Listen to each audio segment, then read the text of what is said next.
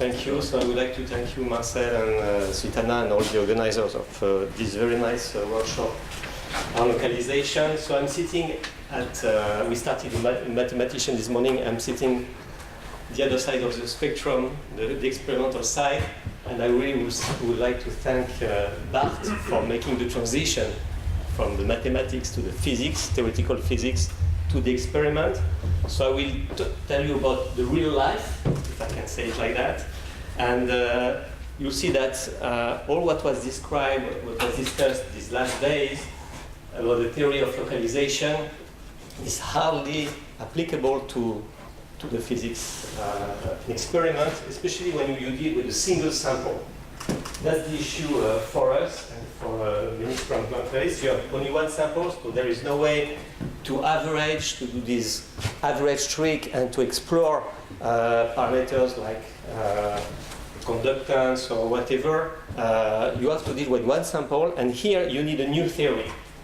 And I was very happy to discover this work by Svetlana and Marcel. I think this new theory, the landscape theory of localization, is extremely relevant in our case. And this is the main message of my presentation here, to show you how it can be used. First, if it's relevant for experiments, I will demonstrate experimentally that it's extremely relevant. And I will show you how it can be used in the case of localization. And what more we expect from this theory, where we should go to be able to help the experimentalists on this side. So my point of view will be quite different from the approach, the transport approach that was described previously, which is the approach of looking at the modes of the system, the eigenmodes of the system, the eigenvalues. And this is a very standard, very general approach to describe the physics of the system we're going to consider. And it's extremely general in terms of waves. It's applicable to optics, acoustics, to quantum waves. And I don't think until now we really discussed what should be the criteria for localization from this point of view. So one example which we are focusing on is understand localization, and the point of view, the wave function, the eigenfunction point of view is nicely illustrated in this experiment that was done in the group of Fabrice in Nice, at the University of Nice, where you see actually a disordered system. This is a microwave experiment. It's a two-dimensional microwave experiment with dielectric scatterers randomly distributed inside the system.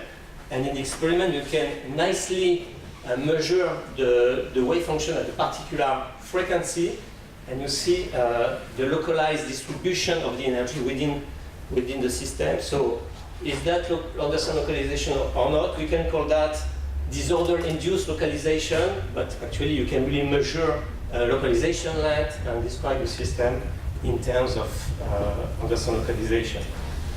Another problem, which is completely orthogonal to this problem here, is the problem of engineering in instrumental physics.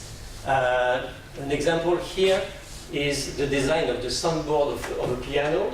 So actually the soundboard is this large wood board that radiates the sound which is emitted by the strings. So the strings are attached to the board via this bridge here, and the sound is transmitted to that board. And the problem here is to design, to engineer the plate to obtain the best sounds. Okay, so this means the harmonics that are created by the strings, how do you call it? The timbre. Yeah, all these parameters are actually designed by people working in this field, but not from a physical approach, but more from a heuristic approach, where they play with those ribs here.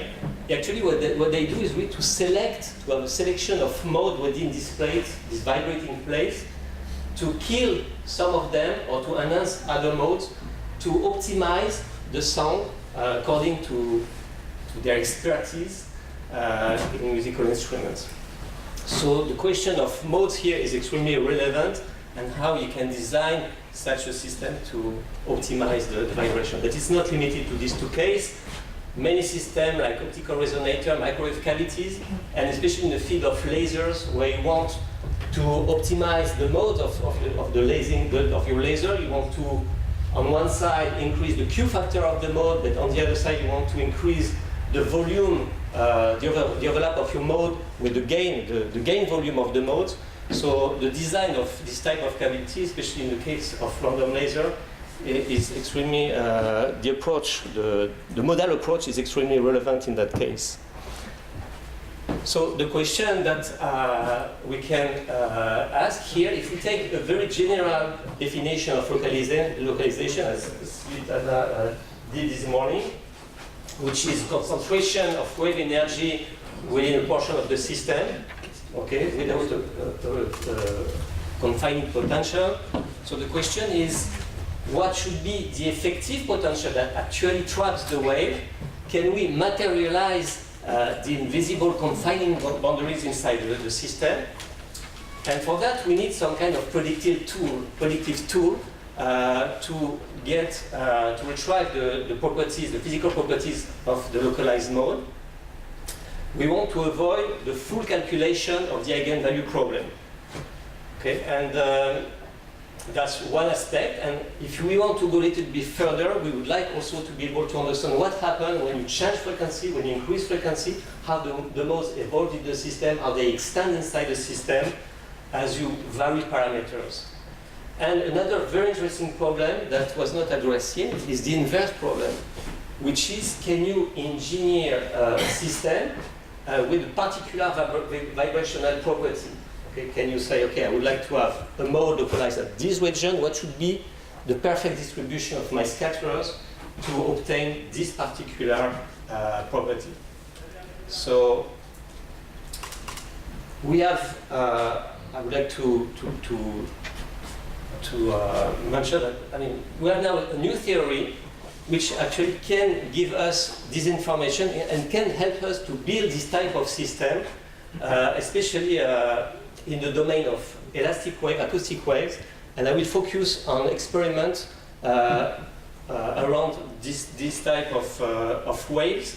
I will show you how we can actually measure directly the landscape function and how we can use it to predict and to describe the physics of eigenmodes in this system.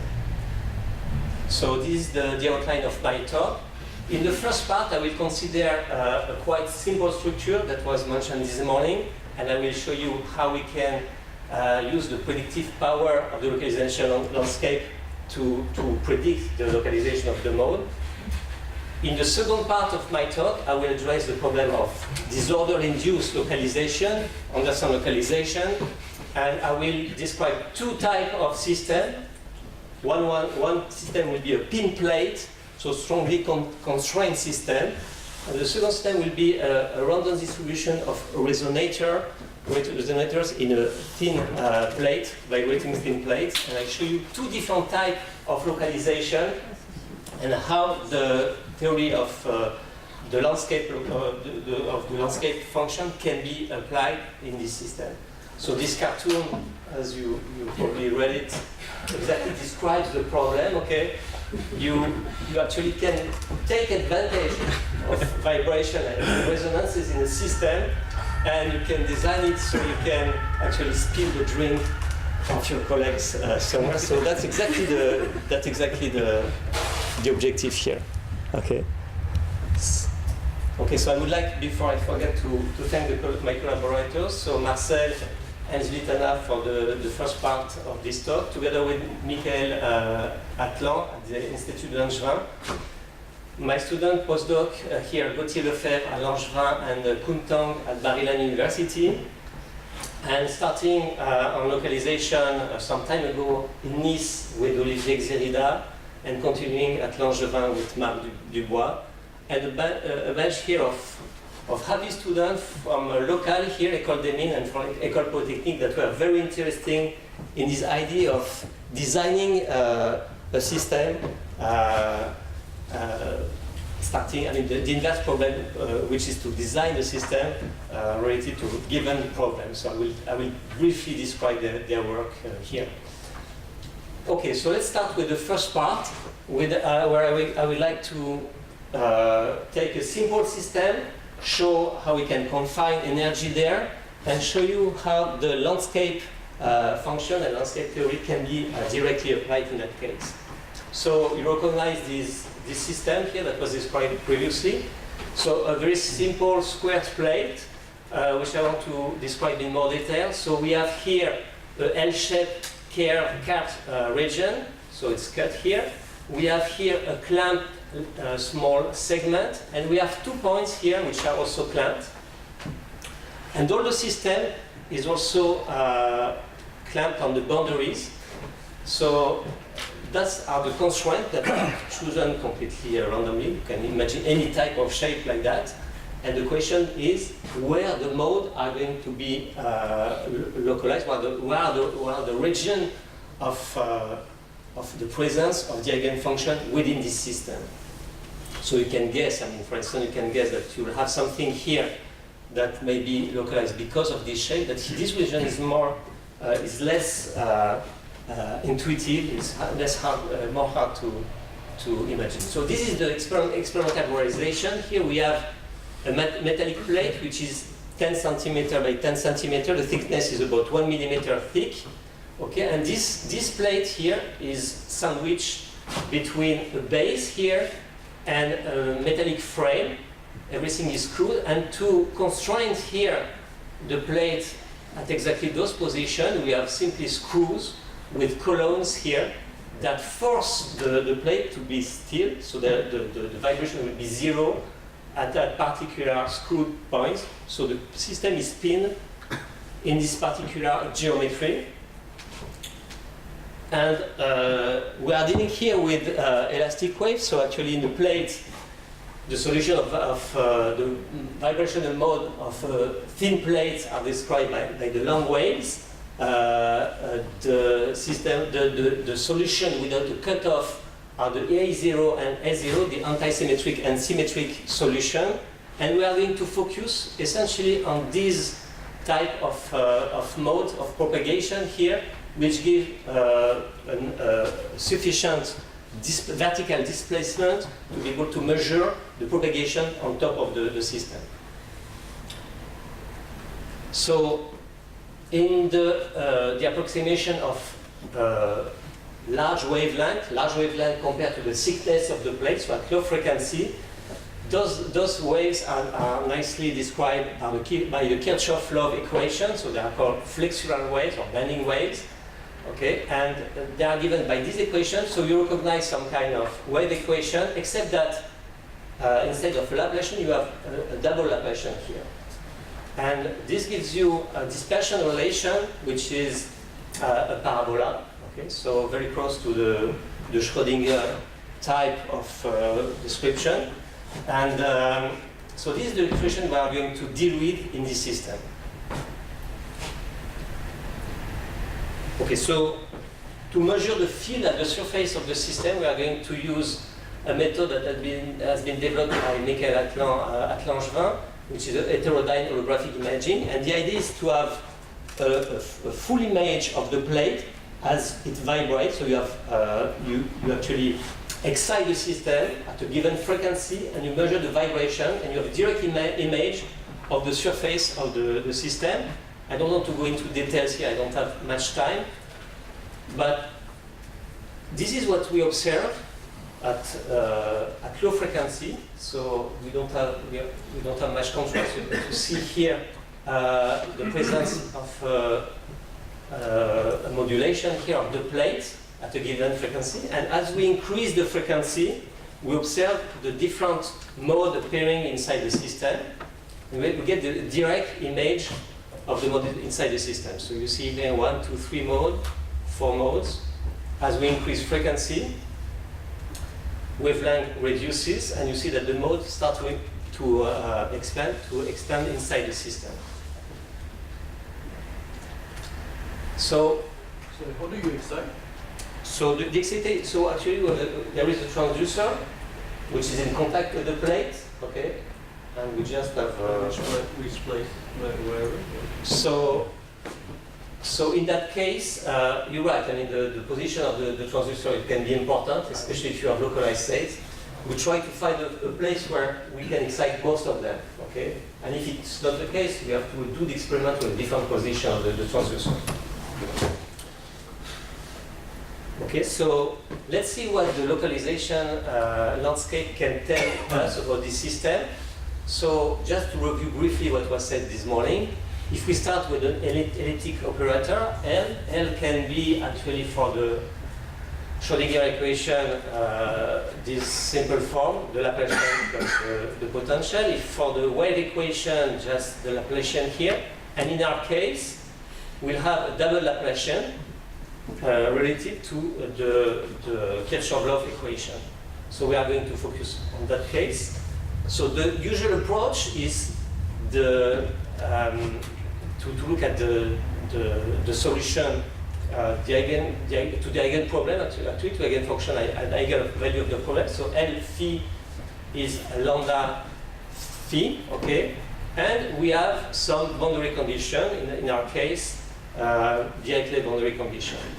So instead of addressing this question of the eigen problem, the localization landscape theory proposed to look at this problem here, which is what would be the function that will give a solution, a constant solution, 1, for a given boundary condition. And in our case, for elastic wave, for vibration of plates, the answer is quite simple. Actually, you can find the landscape directly because the landscape corresponds to the static deformation of the system if you apply a uniform constraint, okay? So if you look at the static deformation of your plate, so you have all these constraints because of the screws, okay? You are going to have a deformation, and from that you get a landscape which is exactly the function u, which actually corresponds to the integral over the volume of the surface in our case of the absolute value of the green function. So let's try to measure it. Can we measure it in our system? The experimental setup is shown here. You see the plate here is fixed on this board. We use some kind of blue tack to close the system as much as we can, okay? And actually what we use is a pump, a vacuum pump, to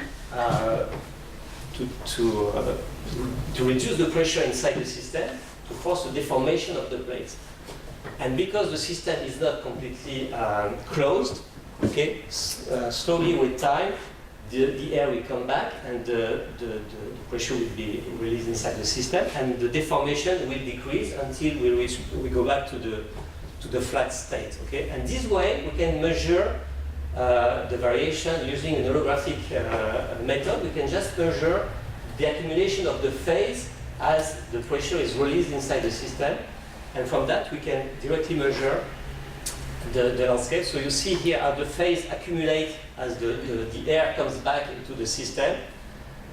It's measured, and from that you can directly get the landscape of the system. So what we'd like to do here is to show that from this direct measurement, as Svitana said this morning, you can completely ignore the geometry of your system, the equation behind that. You have direct measurement of the landscape.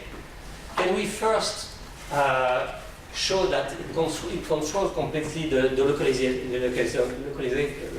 wave inside the system, the mode themselves?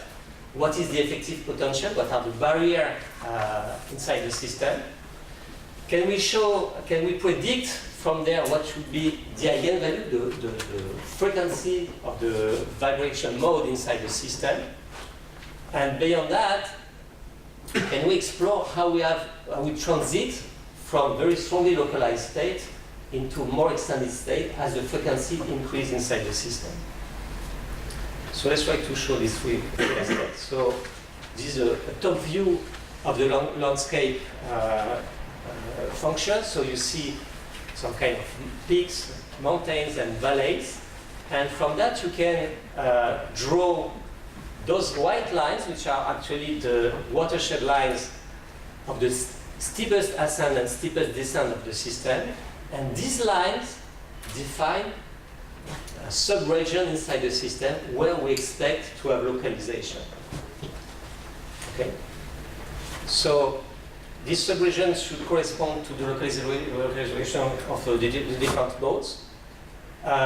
This comes actually in this formula which relate the eigenfunction distribution as so the eigenfunction, the modulus of the eigenfunction should be always less than lambda, the eigenvalue, times the localization landscape. Okay, which means that if U is small, so this is exactly why you have the white lines, if U is small, the eigenfunction should be also small. Okay, so it means naturally that you are going to define limits. Okay, so the subregion delimited by these white lines is now like a small system, which is like a small resonator, and this is why you expect to have the high intensity of your mode within the system. So actually, we define a new boundary, a new sub-boundaries inside the system, and the solution of your problem will be actually the mode of those subregions. So the eigenmodes are small where U is small, and the valleys of U, so those white lines, will be the invisible barrier forward. So let's check it experimentally. So this is the landscape here, the system that we consider.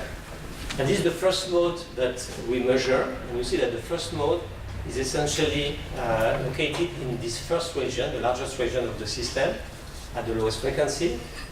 This is another mode here, which is also now this time located in that region. So here, at least for the low frequency mode, we are a clear signature of localization within the valleys, of the landscape. I want to mention that again because I think it's a very nice illustration. You have to realize that the function, the landscape function actually embedded the nature of the system itself. And you can change completely the nature of the system if you go from a metallic plate to a membrane, because the physics is different here. In that case, you have a scalar wave equation with a single Laplacian, while in our case, for the metallic plate, you have a double Laplacian. Okay? And you see that the lines here, the valley lines of the landscape, are completely different. Here you define 1, 2, 3, 4 regions. Here you have only 2 regions in that case. Okay? So this is not trivial. I mean, the physics is really behind that. It's really embedded in this function and describe exactly the system we consider. Let's go one step further now and show that not only the location of the mode is predicted by the function, but also the eigenvalues.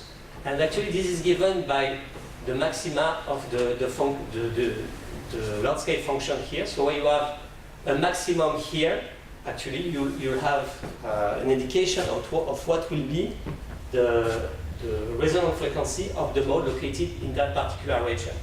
And the duration is just the inverse. Actually, the maximum of the landscape here is related to the inverse of the square of the resonance frequency of the mode. And this is shown here experimentally. So what we plot here is the maximum deformation of the landscape, okay, versus the resonance frequency of the mode which is in that particular region. Okay, so this is what we measure looking at the vibration of the plate, okay, the eigenmode of the plate. This is what we measure from the landscape. And you see that, except for the first mode here, the modes are really along the theoretical line, which relate the maximum of U to the inverse of the resonance frequency of the mode. So probably the first point here is a little bit off because we didn't completely measure, we didn't get the full height of the largest peak in the landscape due to the method itself, the experimental method. You see that for the simulation we are much closer to the theory. So that's confirmed what was discussed this morning. The next step now, which I would like to describe, is how those modes evolve as we increase frequency. And to do that, and to see how this is connected to the landscape theory, we have to go back to this relation where the wave function is constrained by this equation. It has to be smaller than the eigenvalue times the landscape. But you see that if this is normalized, it means that at maximum this is 1, okay?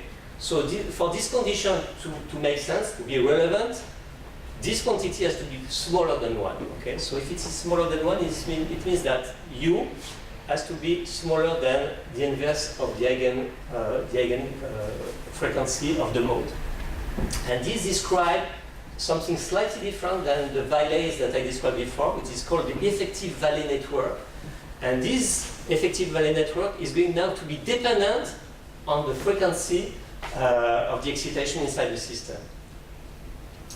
When this relation is not true when it's not true anymore, sorry, it will mean that there will be no barrier. The line will open actually, and leaving room for the mode to extend within the system. And that's what I want to illustrate here. So this is for the first mode at low frequency. So the valley network is this closed line delineating the 4 regions. As you increase frequency, you start to see that the relation is not anymore relevant. So the valley network is opening here, and the opening of the valley network is increasing again, and this opens actually a gap where a mode can actually, you don't see it here yet, but the next mode here, you see that the mode now can extend beyond its limit because the lines are open, and as you increase the frequency, the valley network opens more and more, leaving more room for the mode to set inside the system. And you reach a point where the modes are completely extended. So it's very nice that was a question this morning about the transition, okay, and the mobility edge. I think that could be related. We are in 2D here, okay, but we clearly see a connection between the extension of the mode within the system and the opening of the effective valley network inside the system. And the percolation threshold, do you have any idea where it is? Because you're in 2D, so it exists. Right. Because that's maybe the one that you're more seeing here. You mean the light, those lights? Will describe the calculation threshold. Well, but we need the figures. But this is still a wave problem here. Yeah. So I think that we are in your upper line, not in the calculation limit. We are more what we call the mobility edge. This is 2D. There is no mobility edge. But this is a wave problem here, not a classical problem. So just to summarize the results of this first part. So localization landscape seems to nicely describe the subregion of localization in the system. Which I show that the local maxima of the landscape gives you directly almost the eigenvalue of the mode. So we start to have more than the position, the location, but also the eigenvalue. And the effective valley network gives you a direct description of how the modes will extend within the system as you vary some parameter here, like the frequency in the system. So I think that's a nice illustration of the power of the theory to describe a single realization of a particular system. This is a simple system. So what I would like to do next, before that, let me rapidly show you what would be the inverse problem. So the idea would be like that. You start with the defined ideal landscape function. So the student chose an X. I let you imagine Y. So let's try to confine the wave in an X shape. You should say, because people don't know. Yes, it is the symbol of the School of Polytechnic, the X. Okay, and the idea would be like that. Let's take a few number of clamp points inside the system, like 4 or 8 screws inside the system. How should I position those screws to optimize the landscape and reach that, that target. Okay, so we have like an iterative process, which is done numerically to position at the best the screws. And this is an example, this is the result here for 16 pins. I forgot to put the position of the pins. They are quite trivial actually in that case because it's a trivial shape. But you see that we can actually force the wave, at least at low frequencies, to follow the target, which is the X shape given by the landscape target. So to conclude, we have validated this theory in this simple experiment. We get essentially the information we need about localized state in this system. And this is done in one simple static measurement that actually completely hide the geometry and the physics behind the problem. So this you have to think about in terms of a more complicated system, let's say a microscopic disordered system, where you are not able to do any simulation, for instance. If you are able to directly measure the landscape, you are able to give a number of predictions to the localized mode within the system. So that's the beauty of the theory. I want to go a little bit faster to go to the second part now. Can I ask a question? Yeah, sure. Because the landscape is determined by the solution LU equal 1. Right. Now, what is the 1 experimentally? The experiment is not 1. So, I mean, there should be some kind of experimental invariance because the 1 scales out. Your landscape cannot be dependent on the weight you put on your to produce the 1. So if you I don't really understand if you double the weight to create the 1 should still be 1. Right. So what is yeah. 1? No, but the wave functions are normalized. Yes, but no, but it doesn't change anything because if you multiply 1 by something, you're going to multiply u by the same thing. Yeah, and the only thing you look at is maximum and minimum. So then you you multiply change u by a landscape. positive Yeah. number, maximum and minimum will be the same. So it's just scaling Yeah, the way to what you look normalize at. the wave function. Depends on what you're looking at. which is L, The maximum and minimum of u times the constant are going the same, not the values. The values won't be the same, but the understand, locations but- will be the same. One doesn't scale with V. There is a problem. No, but it's, I don't think Please it's answer. There is no bit here. No, but it's a mathematical answer, not an experimental answer. I mean, if you put something to create the 1 which is exponentially small, then all what you say is irrelevant. It's just 0. So there must be an experimental regime where the 0 changes to 1. And there must be an uncertainty in the 1, which you didn't accept. There must be 1 plus or minus epsilon. It's not mathematics. You do an experiment.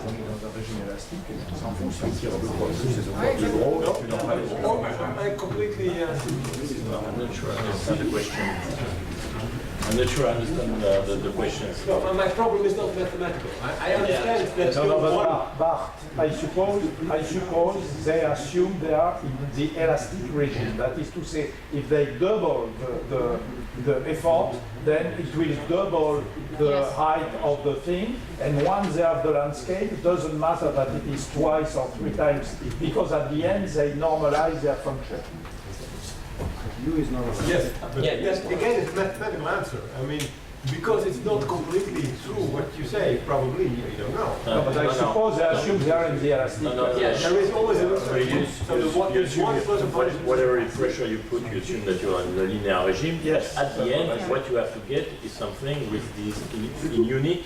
1 over u is the unit of the operator. So it's something that has a physical dimension. No, it's not dimensionless. So you get back. You have to scale it so that you get the real solutions to the actual L. U equals 1, or the real 1. It's not a 1. It's not a dimensionless 1. Yes, but L is Laplace squared. And the dimension of Laplace squared is 1 over meter squared. So Yes, but then maybe scale, a natural Yeah, mass, there is mass there. Yes. yes. Mass, stiffness, etc. Yeah. It does have unit. U has unit. Assume U has unit. You have units. Okay, let me go on that. So I would like to switch now to the more complex problem of a disordered system and address the problem of localization in this type of system with two examples. So let me start with the motivation here. So the idea of exploring understand localization in this type of system in terms of eigenfunction, eigenmodes, okay, it's not only the observation of localized states, but there is a large spectrum of different things that can be addressed, especially because the system, as Bar said today, the system is open, okay? So actually we are not anymore in an emission system, we are in a non-emission system. The modes can couple with each other. So all the physics start to be extremely interesting when you can consider mode coupling, necklace states, exceptional, and all the physics of non-emission system is extremely relevant in this type of problem here in terms of eigenfunctions or modes, resonance inside the system. The other aspect is the transition from localized to extended state, or the dynamics also of localization is extremely interesting to explore. Beyond that, here we can think about more applied question, which is about trapping elastic wave inside the system. There was this example of the walls. How can you reduce the noise by having a structure, a complex structure that traps the energy within it? And the question of prediction and structural engineering. How can you design a system by itself that will be optimized for particular property? It can be instrument design, it can be laser design. So all these questions are extremely interesting. What are the property, the physical property of the modes when I have a disordered system, and how can I engineer this mode within the system? So I would like to explore here two different routes toward localization for elastic wave. The first system will be a pin plate in the same spirit as what I showed before. And the second case will be a system with resonance scatterer, and I will show you the different behaviors, the different characteristics of these two systems. So, localization in a pin plate. So the system is quite simple. This is a 23 by 20 centimeter plate, 1 millimeter thick. And again, we have those screws which are attached through an electromagnet to a big board, okay? And now this time the screws are randomly distributed inside the system. So the system is put in vibration. There is a transducer that you can put at different position within the system, excite the system, and image the system. So we can actually use a vacuum chamber to reduce this dissipation into air. So this is a homemade vacuum chamber made out of half a desiccator. So it's very nice. And here we have the full system where we use vibrometer to scan the plate and to measure point by point the vibration at the top of the system, the surface of the system. So first I would like to show you this because this is really experiment, okay? So there is no discrete spectrum. This spectrum measured at one given point inside the system. No discrete spectrum, you have a continuous spectrum here. You can guess that you have modes where you have this higher intensity here. But clearly, it's not the mathematical description. Okay? So the way we deal with this type of spectrum is to actually assume that we have modes inside the system, and those modes experience dissipation. And actually, there are two reasons for broadening of those modes. The first reason can be dissipation within the material or transversely in air. And the second reason for line width would be the fact that the system is open. So actually, it's coupled to the exterior of the system. So the energy can flow out of the system without coming back into the system.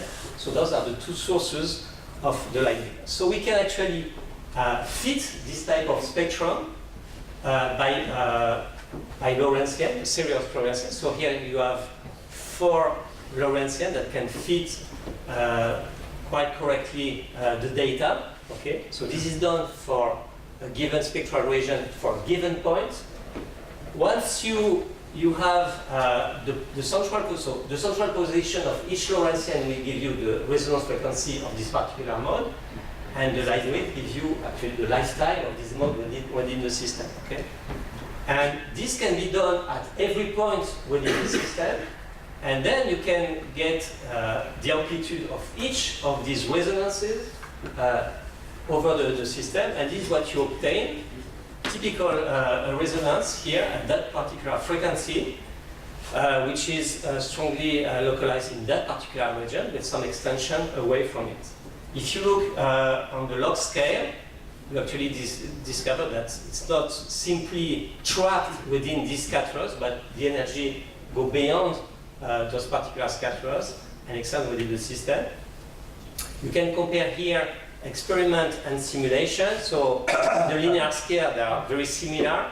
The log scale, we lose a little bit here, and you see here what we give the simulation. And it's very nice to see that for the perfect case here, so here there is no dissipation, no losses inside the system.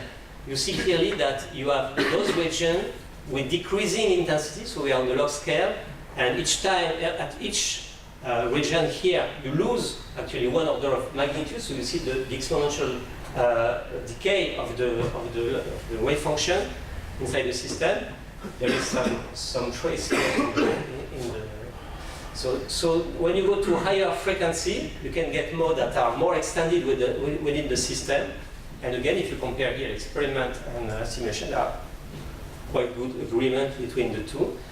And you see again how the wave function has this exponential decay away from the central region of the mode. So the question is, before I address the landscape problem, so let's see what happens as you increase frequency within the system. So we have a system which is strongly constrained. All these pins actually force 0 of vibration. So at low frequency, you don't expect to have any propagation. There is a low frequency gap within the system. As you increase frequency, you start to see modes. This is the first mode that appears in the system. And as you increase frequency, you start to explore different regions within the system, between the scatterers, between the pins. And as you go further in frequency, the modes start to expand within the system. So it's a very interesting case where at low frequency you are strongly localized, and as you increase frequency, you get more and more delocalized within the system. So the mode extends until actually you cover the full size of the system. Okay, so here I represent the inverse participation ratio as function of frequency. You see at low frequency, most of the modes have a very low inverse participation ratio, so meaning that you are strongly localized inside the system. And as you go to higher frequency, you have a broader distribution of extension of the mode between 0 and 1, between strongly trapped to extended over the sample. So let's see what the localization landscape can tell us here. So at this point we are not able to measure it directly, but we have a direct representation of the landscape here through numerical simulation of the problem. So we can draw the lines, the valley lines of the landscape, those white lines which are going to define the region of localization. And as I mentioned before, so this is the solution here. It corresponds to static deformation of the plate. And we're going to see if they correspond to the position of the mode. So here in example here, you see that this first region here, which is probably the largest spatially, will give you the first mode to appear inside the system. So this is the experimental data, this is the landscape. So the mode, the vibration mode here corresponds to this peak here in the landscape. This is the second example here where this mode here corresponds actually to this one here, so a much lower intensity peak in the landscape, so higher frequency here. And you see extension around how this mode, the mode which is located here, will couple to this here. I just mentioned here the fact that clearly it's not easy to draw those lines, so we have to improve that. You see that we miss some line here to close this region. This is another example here which corresponds to this mode, and if you look on the log scale, you clearly see that you go from this region here with the highest intensity for the mode to the next region here and there, here, to this part. So actually all those small regions of localization couple with each other and create actually the full picture of the mode. So here with this theory we have an interesting way of representing the mode and to see how they really expand inside the system, how they decay exponentially within the system by coupling different regions which are like the building blocks. All these regions are like building blocks of the modes, and they are building up by associating different parts of the region of the landscape. Here we can actually, from the intensity, the peak intensity of the landscape, we can get the frequency of the mode, and this is more or less confirmed with simulation. So, in summary, we have shown here that we can induce localized mode in such a system, that the extension of the mode is very interesting. The extension of the mode is actually a monotonic function, almost monotonic function of the frequency, and that the landscape theory of localization describes nicely the eigenmode of the problem, giving their position, how they decay spatially within the system, and what is the frequency of those modes, at least for the low frequency spectrum. And the last part of my talk, I would like to show you a completely different approach to observe localization. So here, before that, I show you a system which is strongly constrained because of this pinning, random pinning inside the plate. Here, I would like to go to a different approach. There have been a first attempt to look at localization in a plate here with through holes. Actually, in this paper, so this is 2004, localization was not observed, and the reason for that is that having simply holes in a plate like that is not sufficient to reach the criterion for localization. You have to go to a different type of structure, and what we proposed was to consider this type of hole. This is called a blind hole because the bottom of the hole is still remains, okay, and actually this part will act as a membrane, as a vibrating membrane. So this scatterer is a resonator scatterer, and you can see here that for one particular scatterer, you will get resonant frequencies, which correspond for the first one to the fundamental mode, the dipole mode for the second one, etc. 3, 4. You have all the series of modes of vibration of typically a membrane. This is the case here. So this is the system that we are considering. So here we have a large number of scatterers, few thousands of scatterers inside the system. There are black holes. This is the description of one of them. That is a few hundred of microns. Okay, and it's very important for us to have identical scatterers, the best we can, and for that we use the technique here, which is described, which is based on silicon on insulator. So we have actually an insulator layer here that blocks the ambient etching and force the height of the hole to be constant. I don't want to detail that too much. And now we have a system with a large number of resonators, all of them resonating at the same frequency.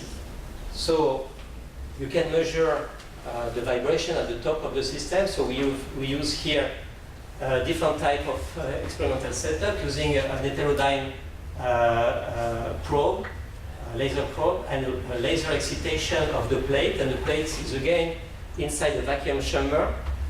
And what we measure here is the vibration in time at different positions. So we have actually a map, spatial temporal map of the vibration, and if you Fourier transform that, you directly get the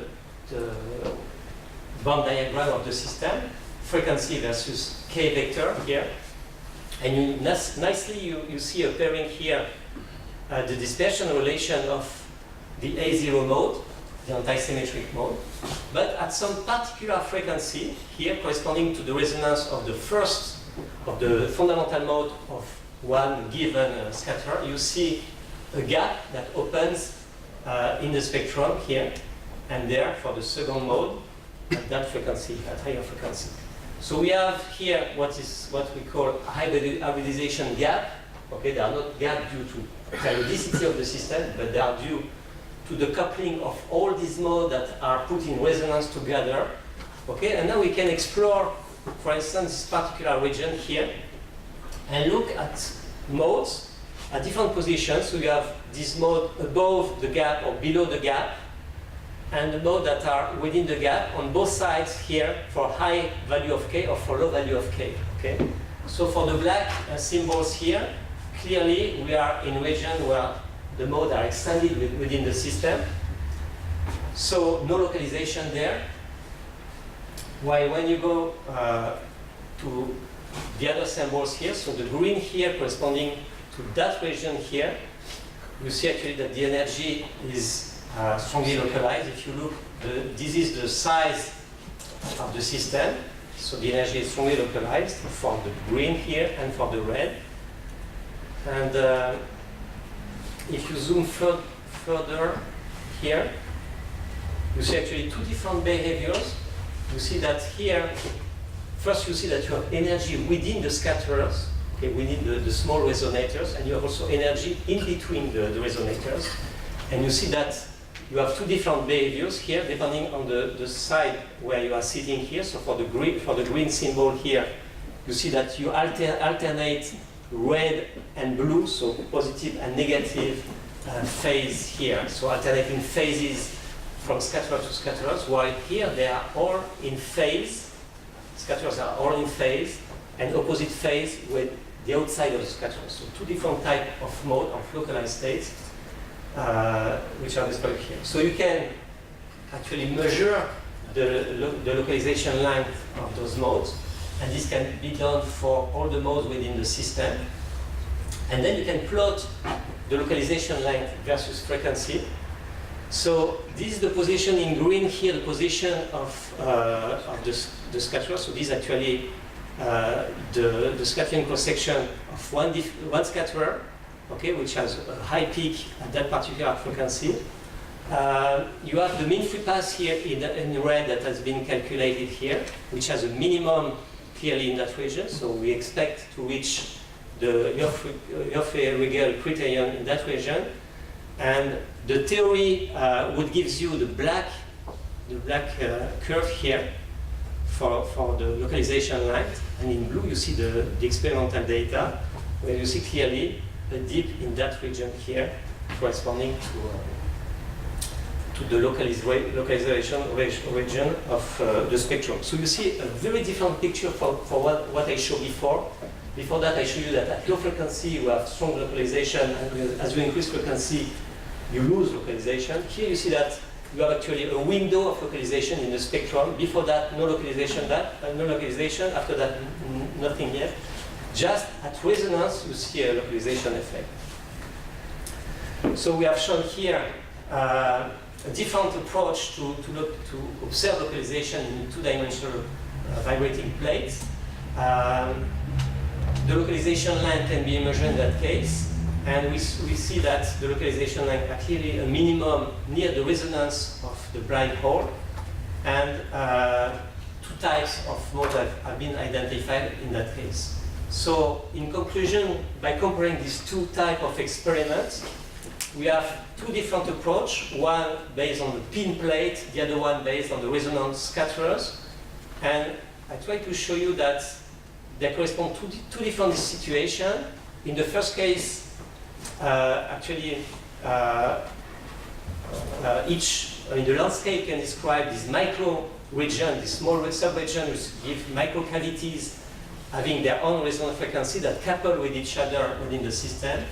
While in the second case, if you are off resonance, modes are extended inside the system, while if you are at resonance or close to resonance, you start to see gap, and you start to see confinement of the wave function within the system. So I showed you that the landscape theory seems to work in the first case here for the pin plate. At this point, there is no theory, there is no extension for this landscape theory for localization in the second case. And this is also an issue when you are considering microwave experiments or electromagnetic wave experiments, where the physics is different. And that's a call actually to the theoretician to propose, to extend actually this theory to a broader spectrum of problems that I try to present here. So with that, I would like to thank you for your attention.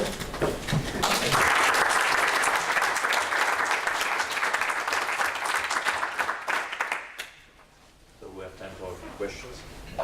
Yeah, just actually, it's more a comment. You were saying at some point that you would like to improve the landscape, right? Because it doesn't catch some of the features. This was the second part of the The landscape itself is fine. The problem is to define, to compute in a systematic way these valleys of the landscape. Okay, That can be improved for sure. okay, but what my comment was the following: is that in your system, right? I mean, for the landscape to be as efficient as possible, right? In the way U is defined, roughly what you need is that the bottom of the spectrum of the operator L is 0, which, for example, in your first system was not the case, right? When you have finite plate like this, the bottom of the spectrum is going to be above 0. So it would be actually, you should get a much finer resolution or a much better landscape if you shift 0 up, right? Since L the minus point the is bottom that of the the answer spectrum. is no. Sorry? If the bottom is literally 0, you are getting something completely meaningless, much as if the bottom is very large. There is some sort of a balance, and it's not completely clear mathematically where the balance is. Okay, so if the bottom, The bottom is No, I 0. understand The that bottom there is is a 0 is just singular- meaningless Of point. course, there is a But singularity at the bottom. even, you You know, could try. no, but even bottom epsilon is actually worse than bottom 55. I'm totally faking the numbers, but I'm saying that there is a optimum, Yes. and this optimum is not at 0. So it's Okay. Meaningfully not at 0. I mean, not just, you know, 0. Okay, to one, do it. one, Okay, one. so- So we are working on it, but it's not a completely clear. Okay. You couldn't get much by By tuning the bottom. Okay. Right, okay, that's I mean, interesting. there is some balance. And another point is that all, you know, the improvement that Patrick was referring to is actually something that Doug talks about for years now, and something that I refer to, is that the values are not very clearly defined, just the values as an object. And I mean, you can do the steepest descent, you can do the free boundaries, you can do other things, but especially numerically, where most of us are using watershed regions, and that's a very ad hoc numerical thing, which has a lot of mathematical caveats, and, well, Yeah, Doug is better to... I personally sort of vote against the watershed regions as the right shape. They just follow the valleys or the peak or the crest lines, and they don't take into account the height of the crest lines at all, which is completely wrong, or else they either say, well, the crest line is above the energy or below the energy, but that's a very coarse measure, how high above the energy. So an alternative is to use the Agman distance associated to the effective potential. So say that the eigenmode will decay exponentially in the Agman distance. And you can take the effective potential, which you gather from the landscape is 1 over u, and then compute the Agman distance, go to your center of your eigenfunction, compute the Agman distance. That should give you a really good picture, I think, of decay. And we've started doing that. I think it's less crude tool than these. But it's more computationally difficult. But it's more It's also for the computational. second order case. So for his fourth order equation, it's not so clear. This is for the second order. It's all Gaussian. It doesn't work in this. Well, I mean, the Well, no, Agman distance is not necessarily. It's not It's not clear. It's not clear, but there is a solid indication that Marcel was actually talking about it just right now. That at the first order approximation there is. I mean, the fact that we cannot prove it doesn't mean that it's not true. So I had another question. When you said you discovered two modes at this place where the localization happened, is that something that you expected to have two different Yes, localization modes? Is that This is something that you see in even in periodic system where you in a what kind of system? the periodic system, Yeah. where you have a gap, you form a gap, okay, and on both sides of the system you see two types of modes, which are either high K modes or low K modes. Okay, so that's typical, but it's nice to see it in a random system here. Okay. It's very short, it's just a cover. It's a random comment, but I know I'm partially part of it, but I'm still so stunned that that the experiment is so close to that. I mean, we are at macroscopic scales. This even approximation by Laplacian is insanely imprecise. And the experiments are so close to the numerics. I just, every time I see them. Yeah, I'm amazed also, and I'm a physicist. That's Of course. the experiment follows the theory, or the theory follows the experiment. I don't know which one. No. Theory follows the experiment. The experiment is the experiment. An experiment well done is an experiment, period. Okay, that's a very good subject of discussion for the lunch. So, just to thank the speaker again.